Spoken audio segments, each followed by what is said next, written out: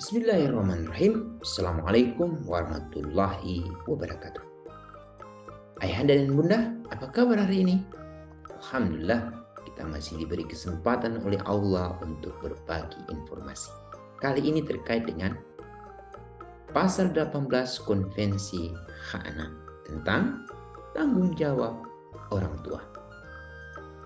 Sebagaimana kita ketahui, Konvensi Hak Anak telah diratifikasi oleh Indonesia sejak tanggal 25 Agustus tahun 1990 melalui Keputusan Presiden nomor 36 tahun 1990.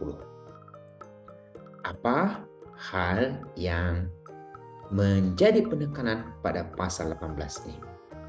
Kita lihat, orang tua adalah orang utama yang bertanggung jawab untuk membesarkan anak-anak mereka. Ketika anak tidak memiliki orang tua, orang dewasa lain akan memiliki tanggung jawab ini dan mereka disebut wali. Orang tua dan wali harus selalu mempertimbangkan apa yang terbaik untuk anak. Kemudian, pemerintah harus membantu mereka, di mana seorang anak memiliki kedua orang tua, keduanya harus bertanggung jawab untuk membesarkan anak tersebut. Ini harapan keluarga ideal. Tapi poin penting yang ingin kami tekankan terkait dengan pasal 18 ini, yaitu terutama anak-anak dari pegawai negeri dan pegawai swasta yang selama 8 jam mereka mengalami pengabaian karena ditinggal oleh ayah ibunya untuk bekerja. Nah, untuk itu harus kita pastikan anak-anak ini terutama di usia 0 sampai 6 tahun mereka ditempatkan di rumah atau di daycare.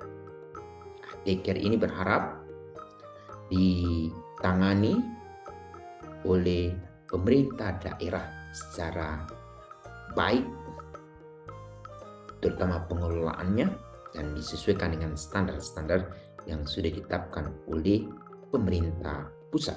Dalam hal ini oleh Kementerian Pemberdayaan Perempuan dan Perlindungan Anak melalui standarisasi TARA, tempat penitipan anak ramah anak. Melalui TARA ini berharap anak-anak mereka mendapatkan penanganan yang terbaik dari tenaga-tenaga profesional yang digaji oleh negara. Untuk itu, bagaimana upaya daerah bisa mewujudkan ini? Berharap setiap Pemda membentuk daycare dengan pengelolanya adalah mereka-mereka yang berasal dari ASN yang berhubungan dengan tenaga medis, tenaga gizi, itu diambil dari Dinas Kesehatan.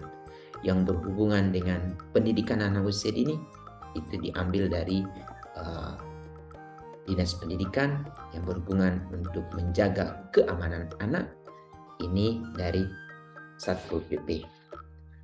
Mereka-mereka yang terpilih untuk duduk menjadi pengelola daycare ini berharap 2 tahun masa kerja mereka itu diberi penghargaan oleh bupati atau wali kota dalam bentuk kesempatan untuk bersekolah atau mendapatkan jenjang karir yang lebih baik lagi. Nah, ini menjadi memotivasi mereka agar bersungguh-sungguh untuk menjadi pengelola daycare.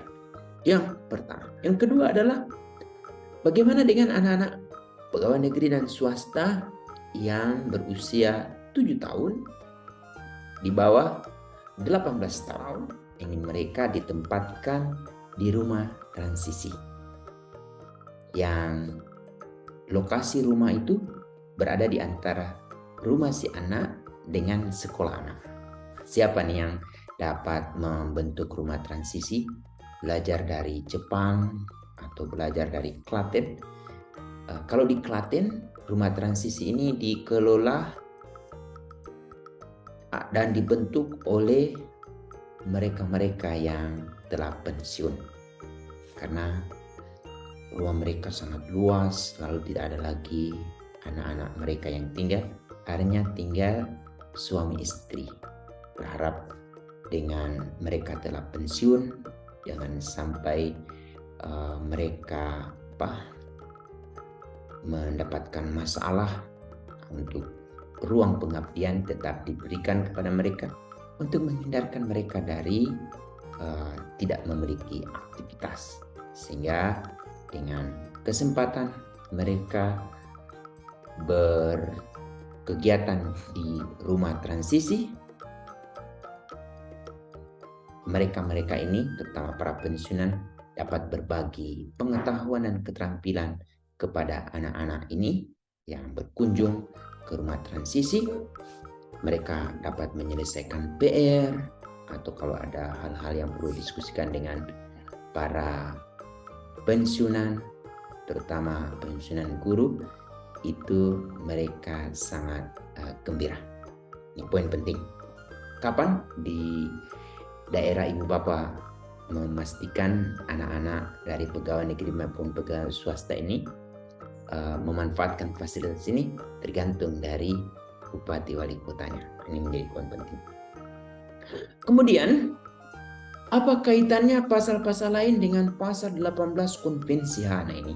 Yaitu pasal 5 terkait dengan otomatis anak-anak sangat senang bila mereka memiliki ayah, anda dan bunda yang hebat, yang selalu memperhatikan tumbuh kembang mereka. Ini pertama. Yang kedua adalah terkait dengan harus selalu kita pastikan anak-anak ini mengenal siapa jati diri ayah ibunya sesungguhnya. Ini juga menjadi satu kebanggaan bagi mereka ya. Lalu yang paling penting terkait dengan pasal 9, pasal 10, terutama untuk menghindarkan jangan sampai anak-anak terpisah dari ayah ibunya. Hubungan ini selalu harus kita pastikan. Lalu terkait dengan privasi anak. Privasi anak ini harus kita jaga, tapi ini semua tergantung bagaimana kita harus memastikan peran dari ayah dan ibu untuk selalu memastikan kesejahteraan anak itu sangat ditentukan oleh 3 hal. Apa yang dia makan, apa yang dia pakai, dan di mana dia tinggal.